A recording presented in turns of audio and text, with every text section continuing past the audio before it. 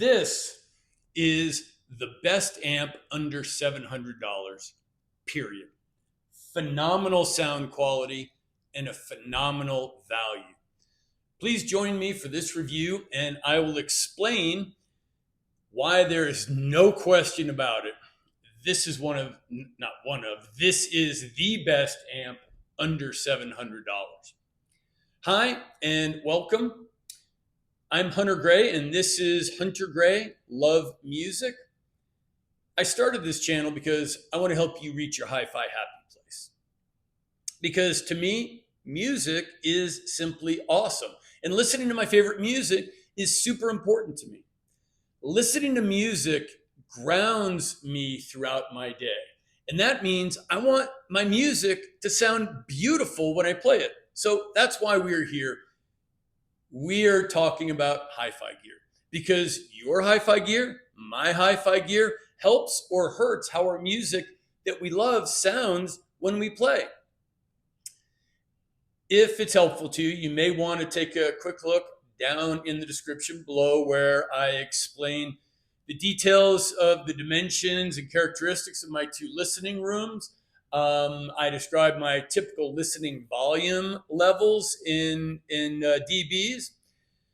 And there are a couple of FYI footnotes for you if that may be helpful in your journey to your hi-fi happy place. So I hope you can chill for a few minutes and just watch and enjoy while we have a chat about my reference Class A solid state power amplifier that I listen to when I'm evaluating speakers and DACs.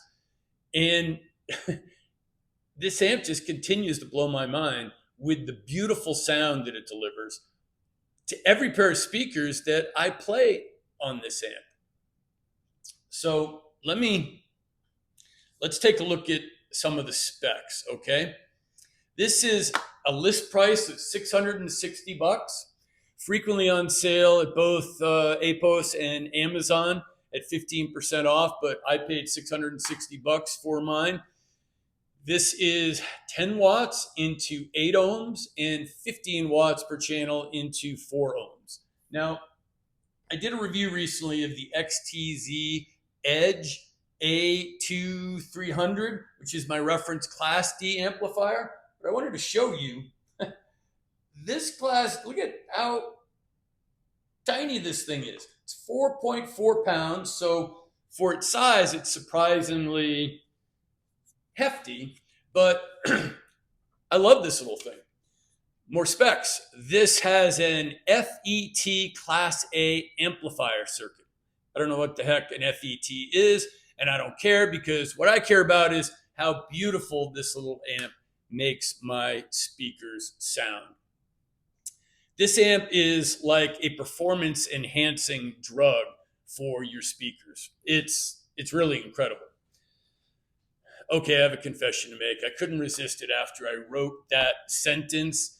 And so I asked Meta's Llama 3.1 LLM what it is, an FET, and why I should care if my amp uses that. So I'm going to read you the answer. An FET, field effect transistor, is a Class A amplifier circuit, is a type of amplifier design that uses FETs as the active device operating in Class A mode. In Class A amplification, the active device FETs or transistors conduct continuously with output devices always operating in their linear region. This results in 1, low distortion, as the output devices are always conducting, there's minimal crossover distortion. 2, high fidelity. Class A amps are known for their accurate reproduction of input signal. 3, simple design. Fewer components are required, making the circuit less complex. FET Class A advantages. Using FETs in a Class A amplifier offers additional benefits. 1, low noise. FETs have lower noise figures compared to bipolar transistors. 2, high input impedance. FETs have high input impedance, reducing load effects on the source. 3, fast slew rates, whatever that is. FETs can handle high frequency signal with ease. Why you should care. If your amp has FET Class A circuit, you can expect 1, cleaner, more accurate sound reproduction. 2, reduced distortion and noise. 3, improved dynamics and transient response. 4, increased headroom for handling complex musical passages. 5, potential for a more nuanced and detailed soundstage. However, FET Class A amps are often come with some trade-offs. 1, lower power efficiency, more heat generated. Yes, this does get hot. High power consumption. I haven't noticed my power bill going up. Potential for higher cost, $660, not higher cost. So that's what Meta's Llama 3 large language model just educated us on what FETs are. Back to the specs. She is just 8.6 inches by 8 inches by 1.5 inches high. As I mentioned, weighs in at 4.4 pounds. Now I'm going to point out to you, this comes with little metal spikes. You'll see it in the photographs online. And metal discs to sit on. Horrible design. Not interested in that at all.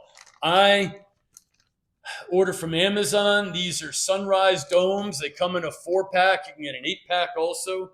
And they just peel and stick on here, and problem solved. I can move it, sit it down. It holds its place. I'm sorry, the spikes that it comes with is just poorly thought out design, and I ditched them right away. And as I said, I recommend these Sunrise peel and stick dome. I will put an affiliate link to Amazon where you can pick them up, the same place that I do. So that's one quick note for you. Yeah, I have put these dome feet on the DAC, SMSL VMV D1 SE DAC that I use also, which is the matching pair to this. So I should point out, this is not a integrated amplifier. If you can see, there is just one RCA input on the back, and these are perfectly satisfactory. Banana, where I plug the banana clips for the speaker wire, and there is a volume control, 99-step volume control on the front, but only one input, so you don't have input selector and volume control, which to me really is the minimum qualifications for what a preamp does, and to consider something an integrated amp. This is a power amplifier. So let's see, what was the other thing I wanted to point out here? Let's notice this does not come with a subwoofer output. So by my way of thinking, this is for speakers that have a bass response down to at least 40 hertz. For my music library, I really, as long as I have a bass response that goes all the way down to 35 hertz, then I'm fine without a subwoofer. So this does not have a subwoofer output. I use connected to speakers that I don't want or feel a need to hook a sub up to. Speaking of which, I'm going to remind you for just a second, just of the objective reality of music when it comes to bass and our needs for bass response for 2-channel stereo music reproduction, okay? Besides the church pipe organ, and none of my music has a pipe organ in it, there are only 8 musical instruments that produce bass below 40 hertz. And 6 of them are rare and, in my opinion, exotic classical music instruments. Here are some of the acoustic musical instruments that can produce frequencies down and below 40 hertz, excluding, the church pipe organ. The contrabassoon, I don't even know what that is, can produce down to 20 hertz. The contrabass tuba, I know what a tuba is, can produce sound frequencies down to 30 hertz. Now, this one's important to me. The double bass, a lot of my acoustic jazz music that I love has double bass, upright bass, whatever you want to. The upright double bass can produce sound only down to 35 hertz. That's really why my floor is 35 hertz that I want. Octobass, a large, rare string instrument that can produce frequencies as low as 20 hertz. Sub-contrabass flute can produce frequencies down to 20 hertz. I can't even pronounce this one. Paetzold contrabass recorder, Paetzold, Paetzold contrabass recorder, down to 20 hertz. Contrabass sarrusophone, I don't know what that is either, can produce frequencies as low as 30 hertz. And if you listen to classical music and orchestral music, the bass drum, sometimes called the kettle drum, can produce frequencies as low as 30 hertz. So for me, of those 8 instruments, only 2 of them are commonly heard on music. In symphony and orchestral and classical music, the kettle bass drum down to 30 hertz, and on the jazz music that I love, the upright bass down to 35 hertz. Okay, so just wanted to point out, this does not have the subwoofer output, but for 2-channel stereo listening, I should point out, synthesizers, digital music, that means EDM, electronic music, can certainly generate tones down to 20 hertz. So if that's something that's in your music library, then take that into consideration in terms of subwoofer. I don't listen to EDM or electronic music, so not an issue for me. I do want to point out, there is a full-size headphone jack in the rear, and on the menu in the front, you can select the output to the speakers or to the headphone jack. If you have a pair of Sennheiser HD 6XX, you will love how they sound on this as a headphone amp. I also, my Aeon 2 Noirs sound, planar magnetic closed back, but the headphone plug in the back, if you use headphones at all, this thing sounds as good powering and driving headphones as it does driving speakers. That's not why I think most of you will buy it. It's not why I bought it, but the headphone output on this, chef's kiss. It is beautiful. Okay. Let's see. Need to power past some of this. Let's play some background music. Just a second. Going back. What am I missing on the specs here? I know there was something else that I wanted to cover with you, but I'm not finding it. Man, I apologize, but if you don't mind, just bear with me for a second. I still not finding it.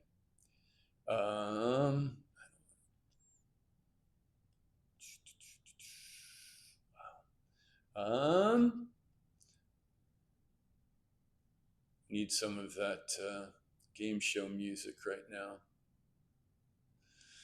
All right, quick note on how I set up the amp. Again, this was being fed by my SMSL VMV D1 SE DAC, which is the matching component with it.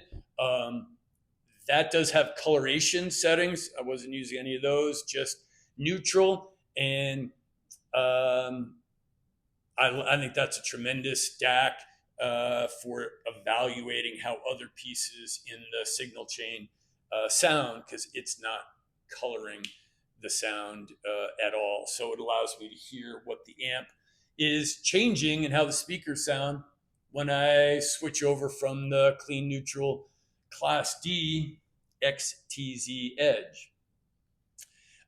Also, I should point out that even though this only has 10 watts per channel into 8 ohms and 15 watts per channel into 4 ohms, I never got the volume control past 50 on goes up to 99.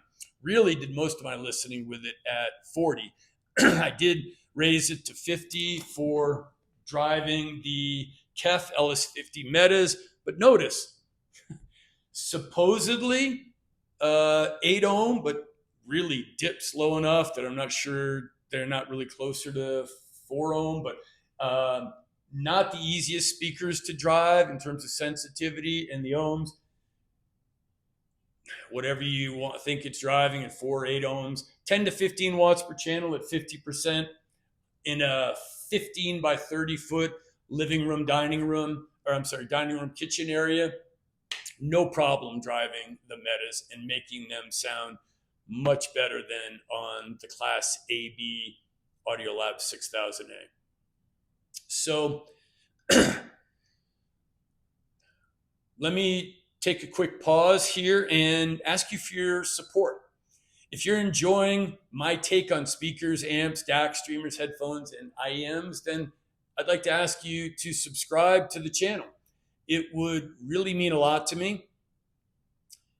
I try to stay away from details that you can learn yourself online. I think my repeating that info is a waste of your time. And instead, I focus on details that that can only be discovered when you have a product in person in your listening space and played on the music that you know really well. That's what I try and bring to you, is information about how the gear actually works and sounds once you have it on site, that you can't tell until you order it. So if you're able, please support the channel by joining my Patreon. On Patreon, there's a Telegram chat option, as well as we have Zoom meeting get-togethers for patrons. So please click on the Patreon link in the description and take a look. I also want to make you aware that most, but not all, of the links in the description below are affiliate links. They do not cost you anything, but they do provide a small commission to the channel, and that makes a big difference. And the affiliate links are really a no-cost way to show your support for this channel and this content. But also, I'd really love to get to know you personally by your joining my Patreon. That would be awesome, to get to know you and know what your system is at home, maybe what your Grail hi-fi system looks like, or what part of your signal path you're thinking about upgrading and doing research on. And also, I'd love your input on what types of videos you'd like to see more of. So thank you again for your support for this channel. It's greatly appreciated. So what does this SMSL VMV A1 Class A solid state amplifier sound like? It sounds freaking amazing. I love this little powerhouse. The treble. This little amp will add that Class A sweetness and beauty to the treble that not only am I looking for, but I'm almost at the point I have to have it. I miss it. That's what I want. And for me, a good Class A amp adds something to the high notes that not only makes them more smooth and velvety, but that can also create an emotional connection or an emotional response in me to the music that I'm simply never experiencing from a Class D amp or a Class AB amp. And I get that emotional experience when I play this little amp on good speakers. That says a lot to me. If the speakers being played on this amp can have treble glare or harshness, or maybe are excessively bright, then this Class A amp can help smooth that flaw. And whether or not the speaker's treble need a degree of quote unquote fixing, or if they are already smooth and pleasant and just need some of that Class A magic and beauty to be added, this SMSL VMV A1 absolutely delivers. In the mids also, for example, on acoustic guitar strings, I want them to emanate a resonance with a beauty to my ears that is missing usually when not played on a Class A amp. And this SMSL VMV A1 delivers, period. And for just $660, are you kidding me? It's a great value. How does the bass sound? If your speakers don't make grand piano sound like a grand piano, but rather it sounds like an upright piano, then this little amp will make your speakers produce the grand piano sound and the grand piano tonality when played. Now, I want to point out that to me, the issue is not that I play a ton of music that uses grand piano in the recording. My point is this is an easy listening evaluation tool for me. And once I can listen and determine that I'm hearing when I listen to a piano play, that it sounds that the reproduction from the speakers and from the amp in the signal path sounds like a grand piano. When it passes this listening evaluation, now I allow myself to slip out of analytical listening mode and shift into enjoyment listening mode with the knowledge and the confidence that all the music I cue up is going to sound correct. That's why you may be getting tired of hearing me talk about, does it sound like a grand piano or does it sound like an upright piano? That's a dividing line of which side of that is on before I can just play my music and listen. For me, this is an important element of me being able to enjoy my hi-fi happy place. What about soundstage? Well, the A1 does not throw a soundstage like a tube amp, but it's noticeably better soundstage than any Class D or Class B amp that I have heard. Instrument separation and layering and detail retrieval are excellent.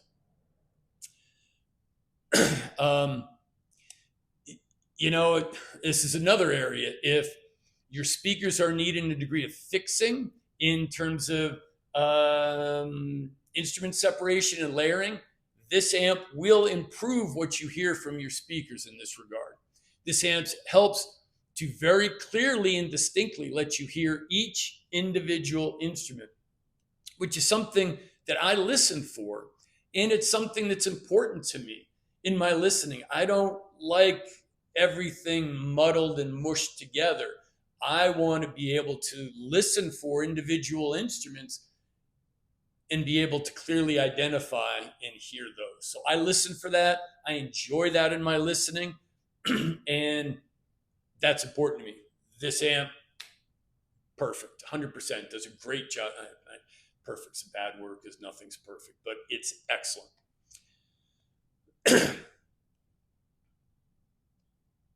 Now, in this particular case, I think I can even better help you understand the boundaries and definition of the sound that the VMV A1 Class A amp delivers by doing a detailed comparison to an amp that may surprise you, because it surprised me. This SMSL VMV A1 amp can even hold its own in comparison to, but I'm now going to compare this amp to my reference 300B single-ended triode tube amp, the Boyarang Rysong A50 Mark III. Compared to my reference 300B SET tube amp, first, I got to say again, I was very surprised that when I A/B listened extensively back and forth between the 300B and the Class A VMV A1, it was just shocking to me how close they are. Well, I'll go into the similarities between these two first. The Class A beauty and richness and sweetness and velvetyness that I love and that I'm looking for, both the 300B amp and the VMV A1 deliver beautifully in spades. To the bass in that grand piano tonality and fullness and richness that I'm listening for, check, both of them. To the mids on acoustic guitar strings, that Class A magic and beauty that I listen for and love, both, check. To the treble, both the sweet, smooth sound that a Class A is, that Class A magic that makes some very high treble rather than being bright or harsh. The Class A not only can make that velvety, but when done well, it also adds a magic that somehow, to these very soft, high treble notes, somehow connects to me and creates an emotional response. And that's amazing to me and special. And once you have experienced this, I think you'll, like I do, look for more of it. And I get that from both this Class A amp and the SET 300B single-ended triode. I love it when the sound of the music can hit me emotionally. Now, I'm not talking about music that is connected to a memory, like a pop song that was on the radio back in high school when you had your first girlfriend or when you had your heart broken for the first time. No. That's not what I'm talking about. This is different. This is a link inside of you for an emotion from the past to a song. That's not what I'm describing. What I'm describing here is an experience when the music on its own hits you in a way that connects to you, and that in that moment creates a new emotion for you. And it's beautiful. And to me, this happens at the end of that Nelson Rangel song, that jazz saxophone player, and he also plays the flute. I reference it a lot. The song is called I Loved You. And the beautiful way and very gentle but very high flute notes towards the end of this song make me feel just like the title of the song, I loved you. It's in the past tense. And the listener has no idea if this love broke his heart or this love has died, or if their love just faded and he is sadly remembering when they were still passionately in love.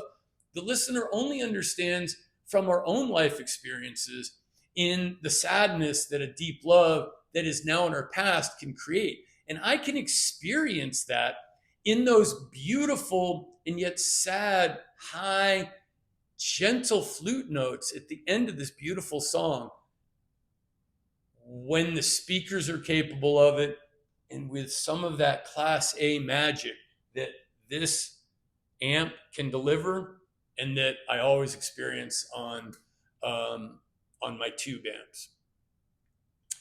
Maybe more importantly, what is the difference between the VMV A1, the solid state Class A amp, and the 300B single-ended triode tube amp from Ryson?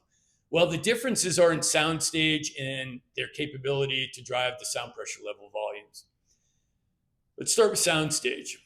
First, I think we mentioned that the layering and instrument separation on both amps is equal and fantastic, which I think is a huge compliment really to this Class A VMV A1 amp. While the soundstage that this little amp throws is good, it's not in the class of the single-ended triode 300B tube amp. What the single-ended triode 300B tube amp throws soundstage, which is coming from behind the speakers. This is without any change in the speaker setup or placement, without any changes in the signal path. But clearly the soundstage opens up, becomes deeper, and it sounds like the music's coming from behind the speakers. And the significance of the soundstage emanating from behind the speakers is it makes the music seem to just be resident in the room and in no way coming from the speakers. And I'm not talking about just that the speakers orally disappear. This is different. This is on a whole nother level. This is like when I play jazz, like the jazz trio or quartet is in the room playing. And I suspect this has to do with the single-ended triode amp having zero negative feedback and the impact that zero negative feedback has on transients and reducing time smearing, but it's noticeable. It creates this holographic sound stage, which is wonderful. So if for you, the holographic sound stage is your priority, then the single-ended triode 300B tube amp is the way you should go. Basically, it's $200 more than this, $850, and perhaps that's your best choice. However, the second difference is in their capability in driving to higher sound pressure levels. The trade-off for that holographic sound stage on the single-ended triode 300B tube amp is that in my listening, at right about 92 or 93 dB peaks, the 300B single-ended triode tube amp loses control of the woofer and begins distorting. And to me, it's just not listenable above maybe 90 or 91 dB peaks, not averages. But dB peaks in the high 80s, between 85 and 90, were fine. And as I've mentioned, for me, at 85 peaks, I start to have the urge to turn down the volume. By 87 dBs, I am for sure turning the volume down a click or two. My pleasure listening zone in dBs are peaks at 80 to 85 and average dBs in the 70s. That's what's pleasant for me, and that's where I do my listening for enjoyment. The SMSL VMV A1, this little guy, however, has no issues with cranking at the higher sound pressure levels. I was able to drive up to 95 dB peaks without any loss of control or distortion or breaking up with this Class A solid state little powerhouse amp. I apologize if it's important to you to know about volume levels louder than 95, but I value and protect my hearing at all costs, and even taking 2 pairs of foam earplugs for my wife and I. We go to concerts every time we go to a concert. We go to 7 or 8 concerts a year typically, and some years we go to more than that. In fact, last night we went to a concert for a Colombian alt rock band. My wife is from Colombia, whose name I can't pronounce, so I'm not going to bore you with it. And I had to use my foam earplugs last night because the SPLs were hitting 110 and were consistently over 100. I'm just not going to do that. So at 95 dBs, the volume was just uncomfortable for me when I was testing. This did not top out. That was at the volume level at 50 on a 99 out of 99 clicks. And I'm just not willing to turn it up higher than that. So for us, in our house, 91 to 93 dB peaks is New Year's Eve house party volume level. So that's where we top out. So if you listen to volumes louder than that, I'm just not going to be able to provide you with much insight into gear that I review at levels past 95 dB peaks. But from my experience, this, and again, the KEF LS50 Metas, many people throw under the bus as being hard to drive. Did you think I'd be able to take a 10 watt per channel into 8 ohm Class A amp at 50 and crank the KEFs to 95 peaks, 95 dB peaks? I'll bet you that surprises a lot of people. So in conclusion, to me, the only thing that the SMSL VMV A1 Class A solid state amp doesn't do as well as the 300B single-ended triode tube amp is throw a holographic soundstage. But to my ears, in all other ways, that this is completely comparable in the sound quality that it's producing through a variety of speakers. And for $660, are you kidding me? This little amp is 100% the best amp you can buy under $700, period. So that is my review of the SMSL VMV A1 solid state transistor Class A power amplifier. I love it. I have no doubt this is the best amp under $700, period. And I just want to say thank you for watching. My goal is to help you reach your hi-fi happy place and to enjoy your hi-fi happy place once you reach it. But what do you think of this amp? Do you have a preference for Class D or for Class AB or for Class A solid state or tubes? Or let me know in the comments. Share your thoughts with me. And most definitely, please come back to this channel. Thanks again for watching, and I will see you again in the next video. Cheers.